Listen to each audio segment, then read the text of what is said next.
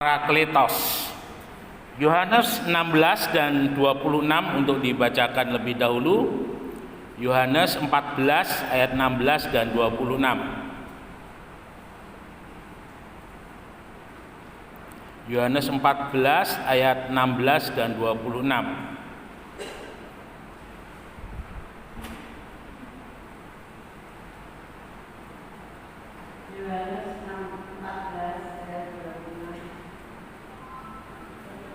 Ayat 16 lebih dahulu, Bu.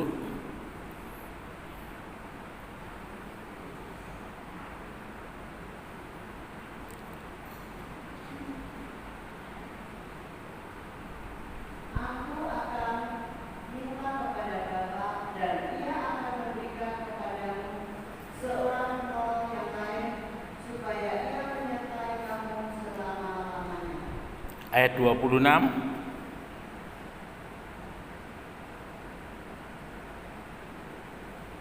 Tetapi penghibur, yaitu Roh Kudus yang akan diutus oleh Bapa dalam namamu, dialah yang akan mengajarkan segala sesuatu kepadamu dan akan mengingatkan kamu akan semua yang telah kukatakan kepadamu. Ya, terima kasih. Roh Kudus sebagai Parakletos. Dalam pengertiannya secara hurufiah, Parakletos itu lebih cenderung berbicara mengenai seorang advokat atau seorang lawyer, seorang pembela, ya. Jadi ketika ada sebuah pengadilan, maka ketika kita menjadi terdakwa, maka ada seorang lawyer yang akan membela di dalam kehidupan kita. Dan itu adalah pengertian daripada Parakletos. Lalu yang kedua, Parakletos itu juga memberikan pengertian sebagai penolong. Dan pengertian ini semuanya dikenakan kepada Roh Kudus. Bapak Ibu Saudara yang dikasihi oleh Tuhan, kita mengenal di dalam kekristenan yang namanya Tritunggal. Ya, pengertian daripada Tritunggal yaitu pengakuan akan Allah Bapa, Allah Anak dan Roh Kudus. Ya. Tetapi secara hurufiah kita tidak pernah menemukan ketiga hal ini disebutkan secara langsung, Allah, Bapa dan Anak, kecuali di dalam baptisan air dalam Matius 28, membaptis dalam nama Bapa, Anak dan Tuhan Yesus. Bapak Ibu Saudara yang dikasihi oleh Tuhan, di dalam ketritunggalan yang kita percaya sebagai orang percaya, sebagai tiga yang menjadi satu yang berwujud tiga. Bagaimana di sana pengertian daripada Allah atau Bapa itu ada di dalam perjanjian lama, ya. Dari perjanjian lama itu keberadaan Allah sebagai Bapa di sana dinyatakan. Kita tahu bersama-sama bahwa orang-orang di dalam perjanjian lama mereka tidak dapat secara langsung untuk berbicara dengan Allah. Ada pengantara yang harus membawa doa mereka, ada pengantara yang harus membawa maksud dan tujuan mereka. Dan kita mengenal di dalam perjanjian lama ada yang namanya Bait Allah. Dan di sana ada imam yang melayani dalam Bait Allah. Nah, Bapak Ibu Saudara, ada imam itu yang memang tugasnya untuk menyampaikan apa yang menjadi doa kita, dan dia memakai baju begitu yang isinya itu tulisannya itu huruf bahasa Ibrani, Alef, Bet, Gimel, Dalet, Hiwa, Sayyid, Ketet, Yot, Kaf, Lamet, Mem, Nun, Saneh, ya. Itu huruf Ibrani di sana. Nah, ketika seseorang itu dia sedang menyampaikan keinginannya kepada Tuhan, kira-kira keinginannya dijawab atau tidak, maka huruf dalam bahasa Ibrani yang dalam pakaian Urim dan Tumim itu akan menyala huruf-hurufnya yang dipakai oleh imam. Itu dalam perjanjian lama. Ketika orang percaya kepada Tuhan, dia akan datang kepada Tuhan, ada pengantaranya. Pengantaranya yaitu para imam-imam. Tetapi kemudian di dalam perjanjian baru dimulai dengan zaman anak. Itu dimulai daripada kelahiran Tuhan Yesus, ya. Saudara-saudara yang dikasihi oleh Tuhan, pada zamannya Tuhan Yesus di sini Allah dinyatakan di dalam keberadaan daripada Tuhan Yesus. Allah dinyatakan keberadaannya sebagai manusia.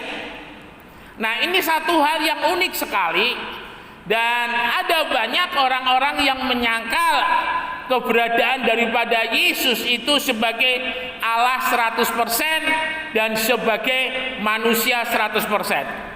Sebagai Allah 100% karena yang menjadi benih yang ada dalam rahim Maria itu adalah Roh Kudus, ya, di mana malaikat Jibril mengatakan kepada Maria, kamu akan mengandung dari benih Roh Kudus, bukan dari benihnya Yusuf. Dan ketika Yesus dikandung 9 bulan 10 hari pada umumnya bayi itu dikandung. Dan ketika dilahirkan, Yesus sungguh-sungguh 100% manusia. Tetapi dia tidak ada kromosom, tidak ada gen daripada laki-laki dan perempuan. Dari sebuah penelitian, kalau Bapak Ibu Saudara pernah dengar yang namanya kain kafan dari Turin, ya. Kain kafan dari Turin. Turin itu adalah salah satu kota di Italia dan pabrik daripada mobil Fiat. Kalau nggak salah Fiat itu kepanjangannya dari Fiatiano Italiano Automobile Turin kalau tidak salah, ya. Nah, dari kain kafan itu kalau tidak salah itu dibawa oleh pada saat perang salib, dan pada waktu itu melalui perjalanan yang panjang akhirnya kain itu disimpan di Turin. Dan yang menarik, kromosom daripada kain kafan dari apa yang saya baca, yang ada di Turin ini dia hanya punya gen laki-laki. Jadi tidak ada gen perempuan. Ya.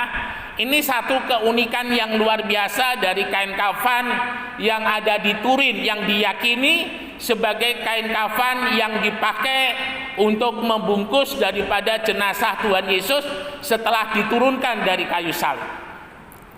Bapak Ibu Saudara sekalian yang dikasihi oleh Tuhan, di dalam kehidupan daripada Tuhan selama 3,5 tahun, kita melihat ada hal-hal di mana di sana keilahian Yesus itu yang lebih menonjol, sementara yang jasmaninya itu tidak menonjol.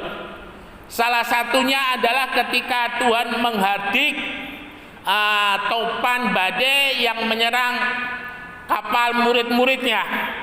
Lalu kemudian yang kedua, ketika Tuhan harus mengusir setan yang yang ada di Gerasa, yang merasuk orang. Ada ribuan setan yang pada waktu itu sedang merasuk orang itu dan pindahkan ke dalam babi. Dan ini menunjukkan hal-hal yang ilahi daripada Yesus. Tetapi di sisi yang lain ada hal-hal yang jasmani yang ditunjukkan oleh Yesus. Yesus lapar, Yesus haus, dan ketika dipaku tangannya mengeluarkan darah, ya. Ketika kakinya dipaku pun juga mengeluarkan darah, dan tubuhnya yang dicambuk itu pun juga penuh dengan bilur-bilur darah. Nah, ini menunjuk kepada kemanusiaan daripada Yesus.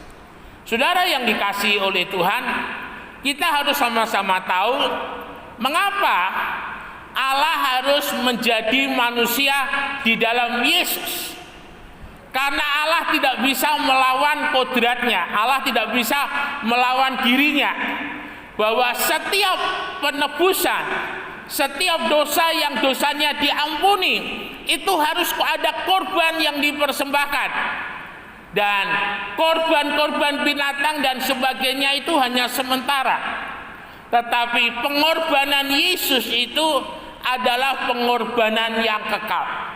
Dan korban itu harus korban yang suci menurut Allah, korban yang kudus menurut Allah.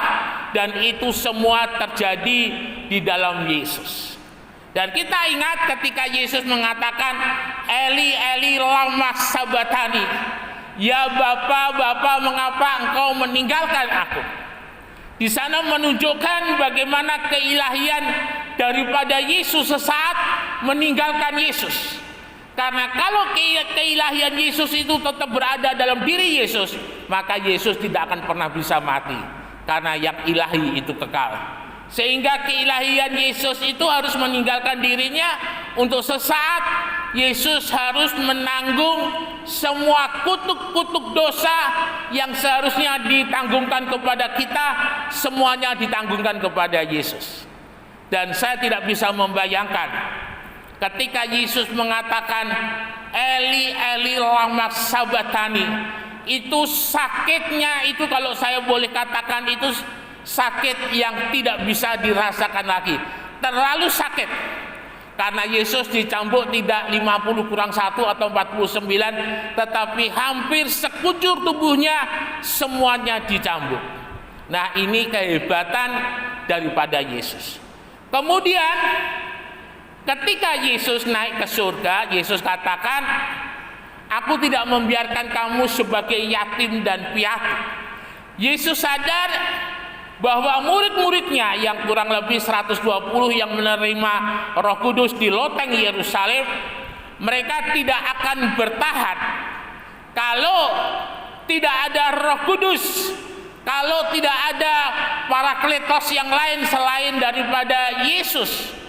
Yesus ada penulis yang mengatakan sebagai Parakletos yang pertama dan Roh Kudus itu sebagai Parakletos yang kedua. Dan di sana kita boleh melihat ketika Roh Kudus dicurahkan oleh Tuhan kepada 120 murid-murid yang ada di loteng Yerusalem. Dan konon Bible Israel Associated itu kalau tidak salah satu-satunya bangunan yang tidak pernah dihancurkan mulai dari zaman Yesus sampai hari ini. Dan itu ada di bawah, kalau tidak salah ada di bawah salah satu terowongan. Kalau saudara pergi ke Kota Lama, di sana gedung itu ada. Dan itu menjadi satu-satunya gedung yang ada di zaman Yesus yang tidak pernah dihancurkan pada perang salib dan tidak pernah dirubah sampai dengan hari ini. Dan di sana di loteng Yerusalem, murid-murid menerima kepenuhan Roh Kudus. Roh Kudus adalah Allah sendiri, Allah yang tidak lagi jauh, Allah yang tidak lagi menjadi manusia, tetapi Allah yang ada bersama-sama dengan manusia. Saudara-saudara sekalian yang dikasihi oleh Tuhan, ini adalah satu hal yang luar biasa. Bagaimana Allah ada bersama-sama dengan manusia. Dan kita tahu tidak ada peristiwa yang luar biasa daripada sejarah gereja mula-mula. Ketika murid-murid terutama yang 120 yang berada di loteng Yerusalem yang dipelopori oleh 12 murid Tuhan, mereka menyaksikan bagaimana keajaiban kuasa Tuhan tidak lagi di dalam kehidupan daripada Yesus karena Yesus sudah naik ke surga, tetapi melalui kehidupan daripada rasul-rasul. Dan konon dari catatan sejarah gereja yang dilakukan oleh 12 murid itu, mujizatnya lebih banyak daripada yang dilakukan oleh Yesus selama 3,5 tahun. Dan yang luar biasa, Rasul Thomas yang pernah menyangkali Tuhan, yang pernah berkata ketika Tuhan pertama kali bertemu dengan murid-murid, dia bilang, aku tidak akan percaya bahwa Yesus bangkit sebelum aku mencucukkan jari tanganku di bekas luka tangannya maupun mencucukkan jariku di bekas luka di lambungnya. 8 hari kemudian Yesus muncul dan Yesus membawa tangan Thomas kepada bekas luka di tangan, bekas luka di kaki, bekas luka di lambung, dan Yesus katakan, kamu tidak boleh tidak percaya lagi, tetapi kamu harus percaya. Dan konon setelah peristiwa itu Thomas lari ke India. Dan kalau tidak salah dia mendirikan gereja di Kalkuta. Saya ingat waktu itu Papa Siger, Papa mertua beliau pernah cerita, ketika beliau ada tugas di Kalkuta, beliau melihat gereja daripada Rasul Thomas yang ada di Kalkuta, ya. Dan konon Rasul Thomas mati ada di India. Dan ini sebuah kisah yang luar biasa ketika Roh Kudus ada di dalam kehidupan murid-murid Tuhan. Murid-murid Tuhan yang penakut seperti Petrus, yang pengecut seperti Thomas, mereka menjadi orang-orang yang luar biasa ketika Roh Kudus mendiami dalam kehidupan mereka. Nah, Bapak Ibu Saudara sekalian, mulai sejak zaman daripada Tuhan Yesus naik ke surga sampai dengan hari ini, yang disebut sebagai zaman Roh Kudus adalah sebagai anugerah yang luar biasa yang boleh dimiliki oleh orang percaya. Mengapa demikian? Karena kita tidak perlu bersuara nyaring ketika berdoa. Dari dalam hati pun ketika kita hidup dipenuhi oleh Roh Kudus, doa kita itu menjadi doa yang didengar oleh Tuhan. Dan hari ini Roh Kudus ada diam di dalam kehidupan daripada orang percaya. Tetapi masalahnya, kepercayaan kita kepada Roh Kudus dan penurutan kita akan firman Allah, orang yang satu dengan orang yang lain itu berbeda-beda. Ada orang yang satu, dia betul-betul hidupnya mau menurut firman Allah dan betul-betul hidupnya ada dalam kepenuhan Roh Kudus, sehingga hari ini dia boleh menikmati yang namanya pimpinan kuasa Roh Kudus itu terjadi dalam hidupnya. Pengurapan Roh Kudus yang luar biasa yang terjadi dalam hidupnya, sehingga kalau boleh saya katakan, boleh saya katakan sebagai the man of God, manusia ilahi. Dan ini yang Tuhan inginkan terjadi dalam kehidupan orang percaya. Bukan orang percaya yang biasa, tetapi orang-orang percaya yang memiliki kuasa. Ya. Hari ini tanpa kuasa Roh Kudus di dalam kehidupan kita, kita bukan apa-apa dan kita bukan siapa-siapa. Kemampuan kita sebagai manusia sangat terbatas. Kehidupan kita masih gampang jatuh di dalam dosa. Kehidupan kita masih gampang lemah iman. Kehidupan kita masih gampang undur. Kehidupan kita masih gampang tidak semangat. Tetapi beda ketika dalam kehidupan kita dipenuhi oleh Roh Kudus, the man of God, ya. Maka kita akan menjadi orang-orang percaya yang kuat. Kuat di dalam iman ketika menghadapi masalah dan persoalan, kuat di dalam iman ketika menaikkan doa permohonan kepada Tuhan, kuat di dalam iman ketika menghadapi sakit penyakit, kuat di dalam iman ketika menghadapi banyak perkara dalam hidup ini. Karena dengan kemampuan Roh Kudus yang ada dalam kehidupan orang percaya, kita memiliki kuasa yang tidak terbatas. Kuasa dalam arti kita boleh menikmati berkat-berkatnya Tuhan, damai sejahteranya Tuhan yang luar biasa menyertai dalam hidup ini. Saudara-saudara, Roh Kudus dalam kehidupan daripada orang percaya akan menolong orang percaya untuk mendeteksi setiap keadaan yang ada. Karena salah satu hal yang paling luar biasa di akhir zaman ini adalah pengajaran-pengajaran sesat. Ya, pengajaran-pengajaran sesat. Hati-hati dengan adanya pengajaran-pengajaran sesat hari-hari ini yang mulai merendahkan keberadaan Yesus, yang tidak mengakui kematian dan kebangkitan Yesus, yang tidak mengakui kenaikan Yesus ke surga. Hati-hati, ya. Tanpa Roh Kudus kita tidak bisa memilah hal-hal ini. Tanpa Roh Kudus kita tidak bisa mendeteksi. Kita tidak punya radar apakah ini pengajaran yang benar atau salah. Roh Kudus yang akan menolong di dalam kehidupan kita untuk kita boleh mendeteksi setiap situasi dan kondisi yang ada. Saudara sekalian yang dikasihi oleh Tuhan, hari-hari ini Roh Kudus bekerja dengan luar biasa. Dan kita mau ikut ambil bagian menjadi orang-orang yang menikmati kuasanya Roh Kudus. Tidak hanya menjadi orang yang menonton, tidak hanya menjadi orang yang mengoreksi, tidak hanya menjadi orang yang membantah pernyataan-pernyataan ilahi. Saya katakan, Pernyataan-pernyataan ilahi yang 2000 tahun yang lalu sudah Tuhan nyatakan, hari ini juga akan Tuhan nyatakan.